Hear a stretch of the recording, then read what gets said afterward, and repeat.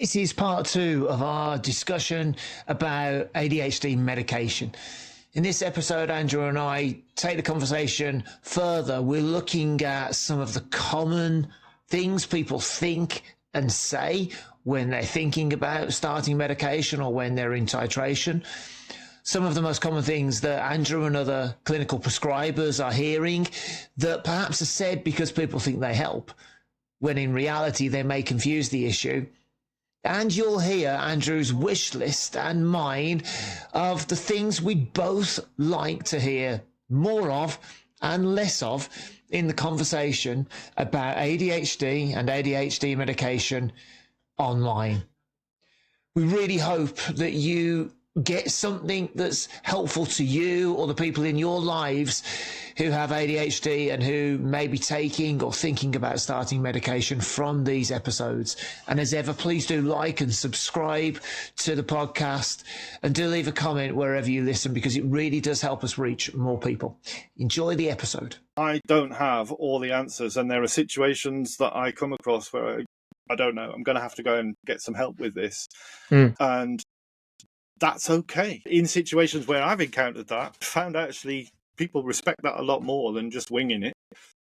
Yeah. You know. Something has just occurred to me here that sort of takes us back to Dr. Rinner again, I suppose. We could all go online at any point in the past 18 months and see any number of people making content about their views, and I'm talking about non-clinical, non-professional, non-medical, right? With their views of Concerta does this, Elvans does this. What you should say to your prescriber is, but having listened to you, given this is your job, you live it, you take the stuff as well, what I'm sat here now thinking is most of us would be better to just press skip on any content made by anyone that's got no clinical background if they are purporting to tell us what medication does or doesn't do. It's the same as medication diaries. Here's what to expect when you take Concerta. Now, here's what you experienced when you took Concerta. I mean, I don't wish to sound cynical and like the grumpy 50-year-old here, but this conversation, I think, has just made me even more aware that we get bombarded with it, and the latest, greatest influencer and whoever that's claiming to know, unless they've gone through the medical training, unless they are a clinical prescriber, they're talking about them. Yeah. So the biggest threat to ADHD medications working, in my opinion, is the expectations people have when they go into when they start treatment. And those expectations have been laid by 1,000 samples of one on YouTube and TikTok. And when I prescribe for people, one of my stock lines is, I'm not an expert in you. Yes. I know about the medicines and I can guide you safely on the use of those medicines, but you need to guide me on you. You need to tell me what's happening for you, because there will be information there that I can't know. But unless you tell me, we could lose really vital clues that could save us lots of time and lots of heartache. That prescribing should be a collaborative piece of work between two experts, an expert on themselves and an expert on the medicine. Yeah. Working together, sharing information about each other's specialist subjects, and negotiating and working together to find what works for that person. Yeah. It isn't a paternalistic take this. You know, it's not antibiotics. Right. I don't want to go to my GP and have a negotiation about which antibiotics to prescribe for whatever bacterial infection I've got. I trust my GP to do that. This is different, because this is not treatment like antibiotic treatment. On that note, GPs. Again, one of the things I've seen a lot for people who have managed to either get shared care or who were diagnosed on the NHS. A lot in this period of shortages and problems with meds that I've seen is they seem to have struggled more with finding alternative medications than not. And I know we've spoke about this before, that not all GPs are GP specialist interest in ADHD. So their knowledge may not be the same level, and likely isn't going to be the same level as a specialist clinical prescriber for.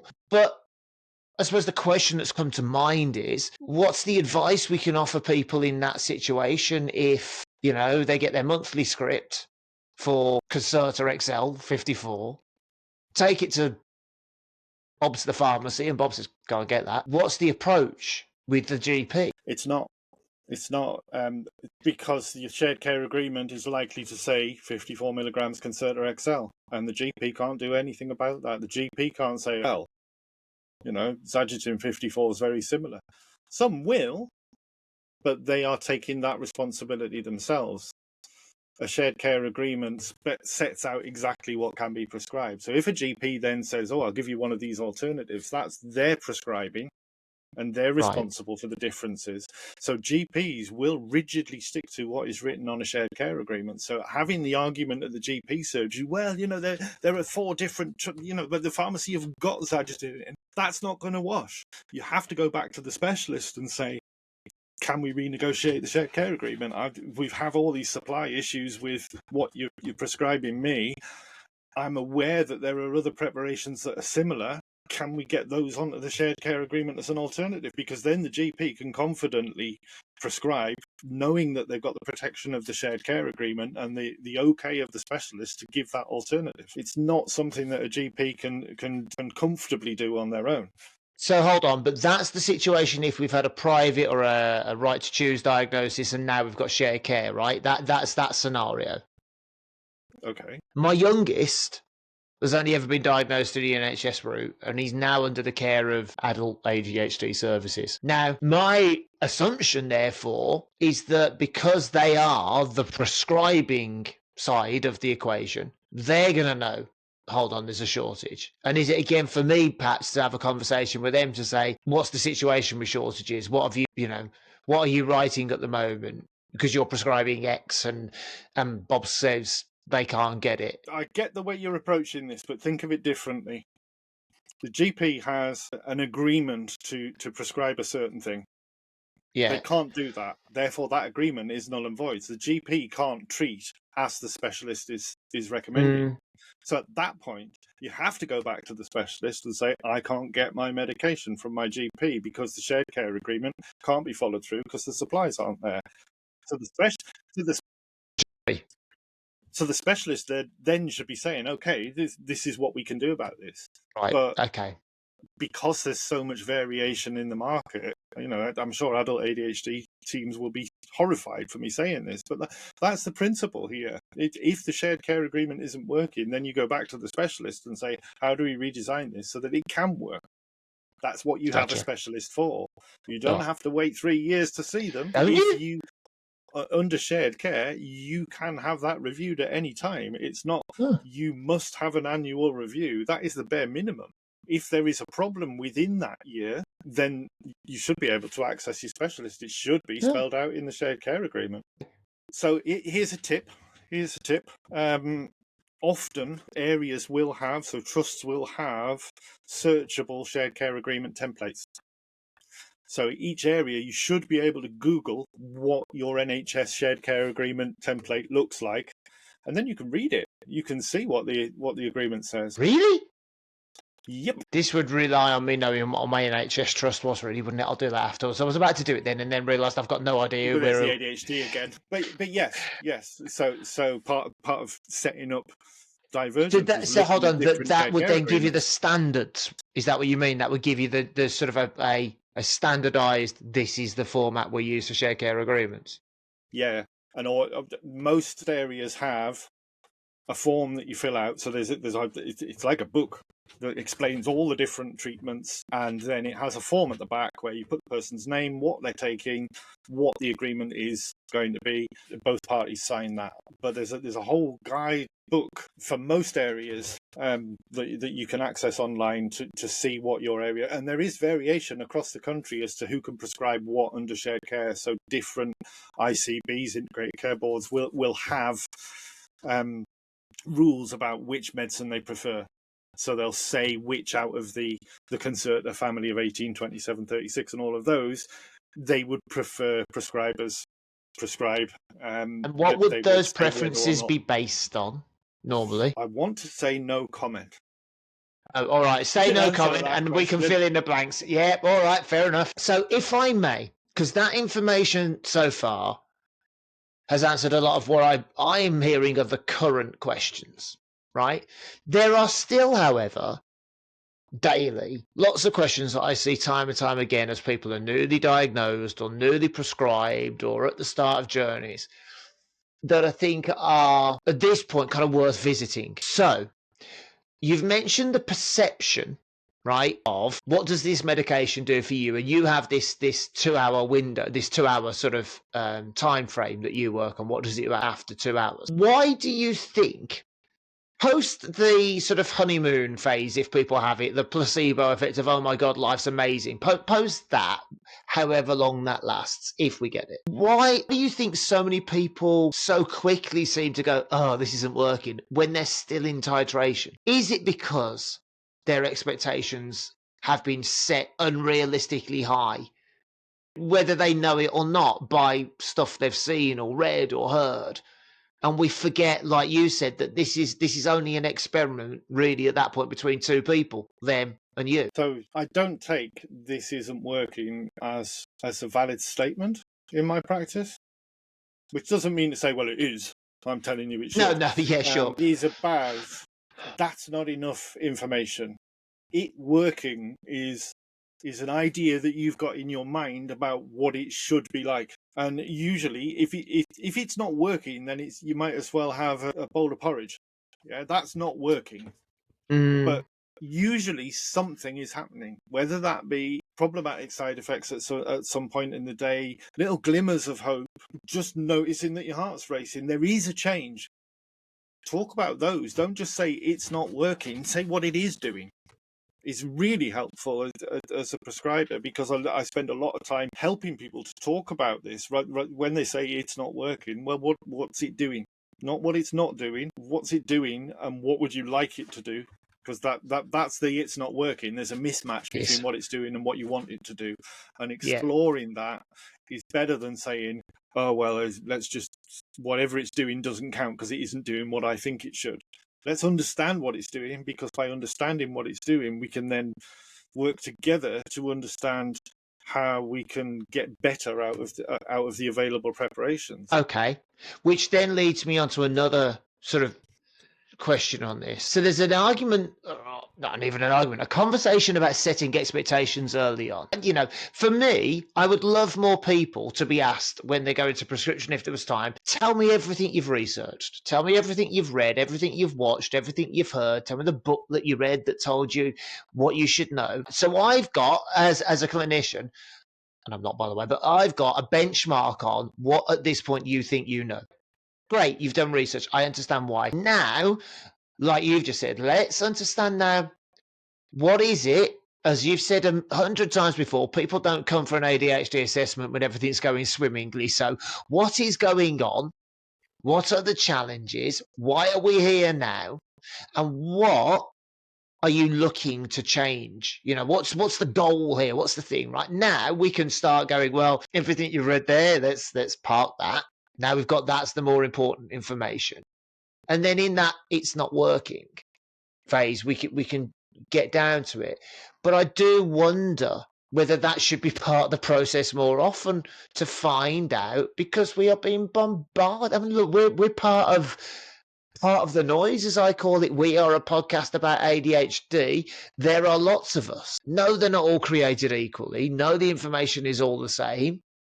But does that make sense? I think understanding what people perceive the effects are supposed to be, as well as what they're trying to change, has got to be a vital starting point for most people, to go, turn the noise off, just focus on you. Yeah, it's a tricky one, because if you ask someone newly diagnosed with ADHD what they want to achieve, they will say, I want to be able to concentrate, I want to focus, I want to not fidget as much. They'll talk about the symptoms. That's what invariably happens. And it's only by having the experience of having had medication that you've got these relative viewpoints that you can say, okay, we can do more of that or less of that. It's not possible to approach it because you haven't got the experience before you've tried treatment for ADHD. You haven't got the language to be able to describe what it is that you want. You've just got this fantasy of what you saw on social media, these fantastic groundbreaking, wonderful moments where everything just suddenly makes sense and life becomes a breeze. That never happens. Even the perfect treatment response, by definition, brings about change, and change is unsettling. Yeah. Said that before on the podcast, and there's very good reason for that. Is because it's such an important point that it's never what you think it's going to be. How can it be? Because you've got no reference point other than what you've seen on social media, and that is thousands of samples of one, and that doesn't help. And again, I wonder, in that statement alone, how many people here at the start of this process have gone, I don't like this. I actually don't like how this feels. I don't like this quiet. I don't like this, the volume being turned down, because what have we lived with all our life up till that point? We've lived with a certain speed and feeling, and all of a sudden we might be going, I'm not comfortable with that, because we don't know what to do with it. We've got, as you say, no reference. But it's understanding, like you say, that's working. That could be what working feels like for you. You now have to adjust to that and go, oh, what does that mean? I might now be able to do different. And I think that's, for me, that's what I see missing or see happening so often is, I don't like this because I didn't know that might be it. What did you think it was going to be? I think another mistake, particularly, well, only with stimulants, is assuming that it's going to make a difference all the time. So I've said it already on this episode, finding that peak level first, finding that level that works, and understanding what that means first is an important stepping stone to then stretching it out across the day with stimulants. And 90% of people should be taking stimulants if the literature's to be believed. Is that also why agency in when people take that first dose or that dose is also important? Because metabolism, speed it's going to get into your system, speed you're going to get to that level of working is different for everyone. It's about saying, well, hold on, if I need it at 9 o'clock, actually knowing what time I need to take the medication rather than I'll take it at breakfast time, whenever that may be, might well be the key. I tend to avoid that because that can get really confusing. You have to remember we've got ADHD as well. That can lead to lots of forgetting. It's better to take your medication at a time.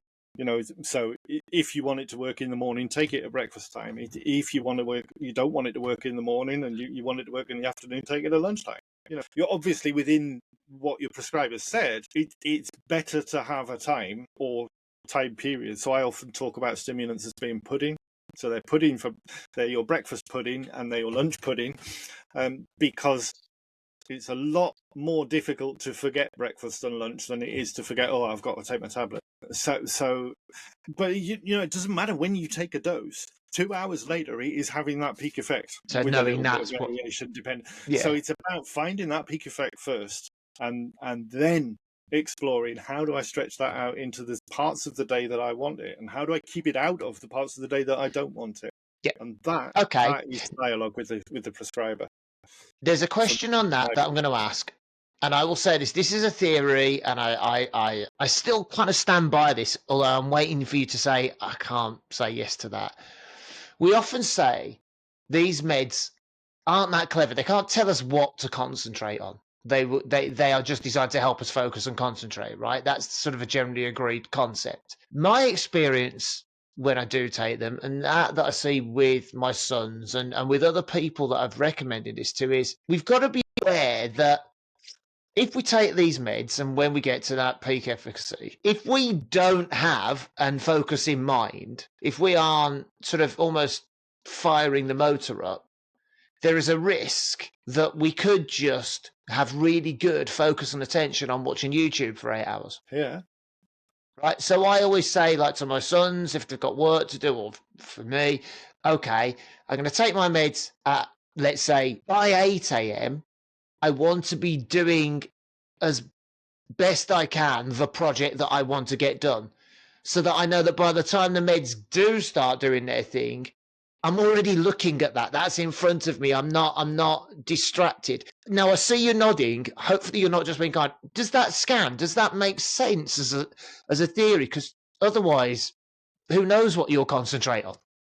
Yeah. This goes back to that motivation thing that I said earlier, that they don't give you motivation. That's people that are expecting medication to motivate you to do the things that you don't want to do. It ain't going to do that.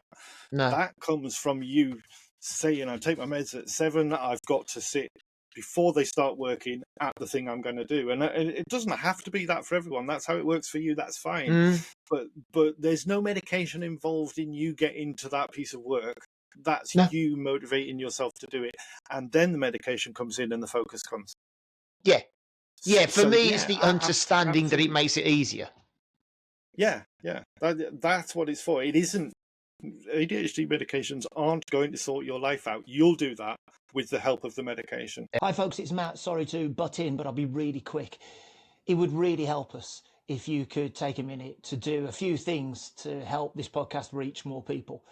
Wherever you're listening, if you could like it, assuming that you do, if you could subscribe wherever you're choosing to listen to this or watch it, and if you could jump onto the YouTube link and leave a comment about the episode that you've just listened to, Andrew and I would really appreciate it, because that all really helps this podcast reach more people.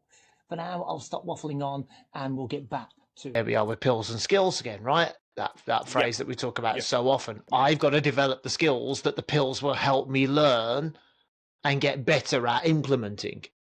But the pills won't just plug them into my brain like the Matrix and go, yeah, that's how to do it. That doesn't happen.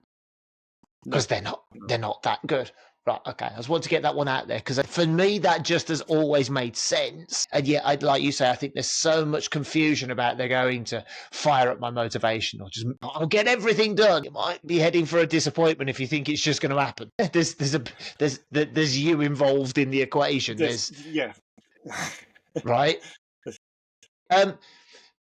Okay, now we've mentioned briefly, and I think this bears talking about, we've mentioned side effects, and we spoke about this on the first podcast, and it's not that specific, but I suppose calling them complaints is more appropriate.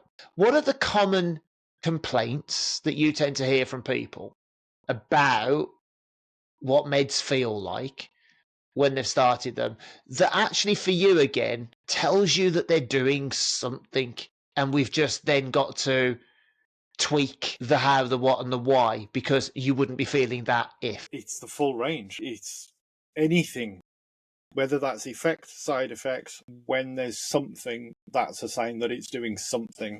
Then we've got something to work with. And that's it's the opposite of it's not working. It's doing something.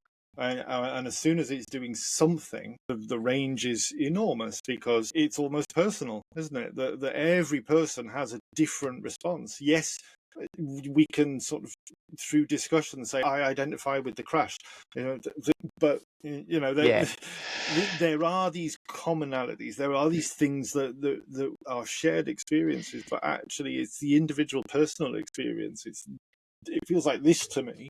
That's what's much more useful as a clinician than, oh yeah, I get the crash. That what you're telling me, that you've seen a YouTube video, that's no use to me. So one of the ones I was thinking of that I hear an awful lot, and I know it is when people say, I don't like this, you just put me to sleep, right? It's not working, it just put me to sleep. Run that by me again. How often have you just had a really deep and peaceful, probably inappropriate in the middle of the day, but sleep? After, when has that ever happened to you? How can you then stand there in front of me and say they don't do anything? Clearly, you either chose to go to sleep or you had no choice, which says something. But for me, the information then is, okay, so the medication is doing something to your brain. Think about it. We now have to understand why. And you have to talk to your prescriber about, should it put me to sleep at 10 o'clock in the morning? Not every day, but does that make sense? Because I hear that a lot. I'm tired, I'm sleepy, I feel sleepy at different times during the day. I'm like, right, again, that scans, right? Yep. But people don't get that information. So they're only looking for the ta-da stuff. I got all my emails answered and cleared up my doom piles, so that sleep feels like a negative, whereas to me, sleep is like a excellent. Yeah, you. But they look at me as if I'm a lunatic. Yeah, sleep's often a bit of a curveball because stimulants keep you awake, don't they? So people assume that to go to sleep, that must mean there's something, it's really not working. It must be, if it's having the opposite effect to what I think it should do, when actually going to sleep is probably, if particularly if it's not wanted sleep, that you're so zonked, it's probably indicative of too much. But there are other reasons why, so it's not always indicative of too much. But it's a thing. It's a difference, and that shouldn't be dismissed as, oh, it's not working. It is. It's just not doing what you want it to do. And if you can describe what it's doing that you don't want it to do, a good prescriber can help work out why that is by talking about how long that lasts, when did it start, when did it end, what did it feel like, what else was going on. Yeah. Yeah. So yeah, it always closes down the conversation to say it's not working. If you say it's not working to a prescriber with less experience, they're going to say, all right, we'll give you something else. But if you say it's doing this, that invites them to understand what it's doing, rather than to feel that they're not able to, it's not doing what it should. Let's find out what it's doing. Yeah. Following from that then, and again, something I've definitely had people tell me about, and we talk about, and you've spoken about the sort of the rainbow, the curve between, optimal dose and tipping towards the red, and that being sort of a not great, scary place to be. I've again come across people who perceived that nothing was happening, so have gone back to self-medicating with other stuff, and it's almost exclusively caffeine based, whether it's a caffeine-based fizzy drink or a coffee, based on exactly what you just said. Well, it's a stimulant. It should be stimulating me. Why isn't it doing that? And then say, oh my God, I had the worst day ever. I was teary. I was angry. I snapped at everyone. My road rage was through the roof. This medication's shit. And it's kind of going, pardon my language. No, actually, come back into the room a minute. What you just described is really important.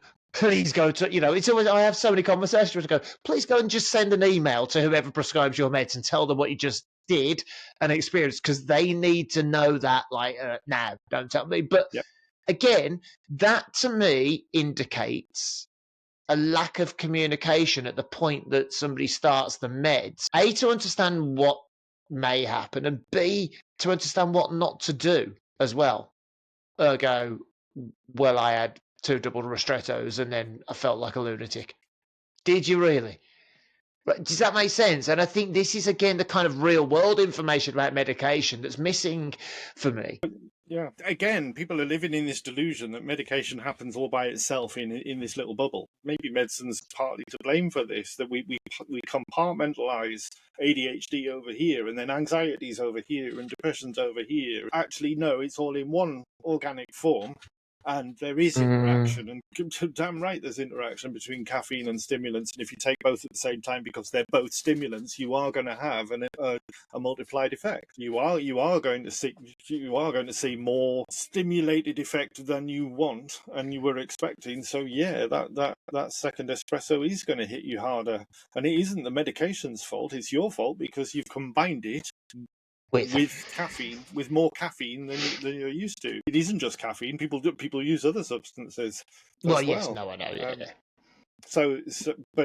But if we are trying to navigate this very fine window of dopamine transmission with medication, and then you're starting to do all these other stuff on top, of course it's going to have an impact, and of course you're going to be irritable, and you're going to be moving to that sort of orange, yellow, orange, even red part of the spectrum, when we're trying to, in titration, to find that lovely, comfortable green middle. If you're adding in all sorts of other things and throwing in coping strategies from the past on top of this new thing that you're inexperienced with, it's going to go wrong. Yeah. Right. Now, there are lots of ways I could summarize this, and it's a conversation that could go forever. My question to you would be this. You invited this discussion to talk about some key things, and hopefully you've got that out about how the meds work, why they may feel different, how they release differently, etc. What is the key message here for you at this point, where we are now, September, isn't it? Yeah, still 2024. Only just. Yeah, only just. What's the key message here for you that you want people both to hear, to understand, and perhaps even to share with others who are talking about medication for ADHD or thinking about it. It's like Christmas comes early. I can have 3 wishes. My first wish would be, please stop saying it's not working. That is the most helpful thing you can do. That is putting up a barrier to collaborative working. It's not doing what I want it to do. That's not the answer. What is it doing? Say that. Talk about the difference, the failed expectations. That would be really helpful. Don't be frightened to ask questions, and don't be intimidated that you're going into a room with an expert, because they're not an expert on you. You're the expert on you. You take a lot of the information into the room that can help this collaboration to improve your focus and concentration at the points in the day where you want it to be improved. And don't be upset if they don't know the answer straight away. Be upset if they don't go away and find out. I think that's fair enough. But it actually, it's a compliment to say, I don't know, but I will find out. But it's a healthier response than waffling. What else would I like on my wish list? I think that's it. Ask more questions. That's the healthiest way of dealing with this. Bring on a conversation. Don't sort of, you need to do this, you need to make this different for me. How are we going to work together? Taking that collaborative approach to medications, and that goes to clinicians and patients. If it's a collaboration, it will work better than if a clash and this isn't right for me. Okay. It's okay to say it's not right for you, but why? Talk about why. So the last point I've got for you then is on that particularly, it's not right. If somebody is working with a clinician, whichever route they've got, NHS, private, right to choose, matters not. But if they're working with somebody and it's their job to be having these conversations with them, and I, as that patient, feel this isn't working. I don't feel I've seen improvement. I don't think they understand me. I don't understand why I'm being told to do this. Do you think it's okay to say, do you know what? I'm going to take me somewhere else, to change prescriber, to change provider even, and say, this isn't working. I'm not comfortable. Do you think that's the right thing to do for people? So long as there has been reasoned attempt to communicate that. You can't throw all your toys out the pram and say, this isn't working, I'm off, because you might actually be making a mistake there. Again, the ideal is an agreement that, yeah, this isn't working, let's find somebody else for you. So the majority of teams, because their teams, have alternatives, and it should be possible, if it really isn't working out, to change clinician, unless you're seeing an independent sole prescribe. It's often psychiatrists. There aren't many sort of individual non-medical prescribers set up in practice. We tend it's the same with coaching. Wherever you go, if there is a personality clash, that is enough to say, this isn't working for me. Certainly, if it's private care, absolutely, you should be saying, and I would hope if someone's feeling I'm not giving them a good job, that they could say, okay, I'm not feeling this. I'd like the opportunity to have that discussion with them before we say, okay, let's look at a different way of doing this with someone else, if you're feeling that way. Because if it has broken down that much, then what's the point in carrying on? Because the barriers are up straight away. How can you be the kind of person I've asked to be and work in partnership and collaboration with someone if you don't trust them and they haven't engaged you or you them? Then it's just a mismatch. Move on. But I think it's not a just I don't like this, I'm leaving type approach. I think that can often be, we are impulsive, so that can be something that's hot-headedly done. But if you come away and you're still feeling this isn't working for me, the first step is to say that to the clinician, and based on their response, which should be, okay, how can we make this work for you? What is it that's going on? And open up a dialogue. If it's tough, then that's a sign that you need to get out, isn't it? If you're not working on something as clear as, I'm not happy with this situation, and coming back to this situation, then how can you work on the subtleties of I'm not happy with how I feel at 4 o'clock in the afternoon when I've taken my Elvans? And one last question, which is similar to this, because it's come up. I mentioned that our son is with adult ADHD services at the moment, and I was made aware of something that affected quite a lot of people, particularly people who received pediatric private diagnosis, right? Whose children are then transitioning to adults. And when they're moving to adults, the response that the GP is giving them is, well, I don't know who that private prescriber was. This is now an adult. So before we'll pass you to adult services, you need to be assessed through the NHS route again to almost prove your diagnosis so that we will then take on prescribing. It's not that at all. It's not that. There's a whole episode in this and more. Transition from children's services to adult services. There's so much to say in this. Ultimately, everyone at 18 should be reassessed. It's in the guidelines. That's what should happen. I know it's not happening. Right. It hasn't. We're 2 out of 3 of our kids have turned 18. No reassessment, and that was from the adult team that I used to work in. And when you say reassessed, as in full diagnostic assessment? Yes. Wow. So actually, that statement then is a doctor that perhaps knows the NICE guidelines or has got them in front of them saying, well, it says that. Yeah, absolutely. And it's got a bit fuzzy because of so do we put all those people transitioning? There's some really interesting research, Matt, about transitions and what happens to young people transitioning to adult services, and it doesn't make for good reading, but it probably is an episode all of its own. Okay, well, I'll tell you what, we'll park that one there then. It was just came in while we were talking about, things you hear, and I've been told that a lot. Okay, right. So you've given me your 3 wishes. I'm going to give people mine, right? This is coming from the point of supporting people in the workplace and trying to help managers understand how to manage people and mentoring people. And yes, I'm grumpy.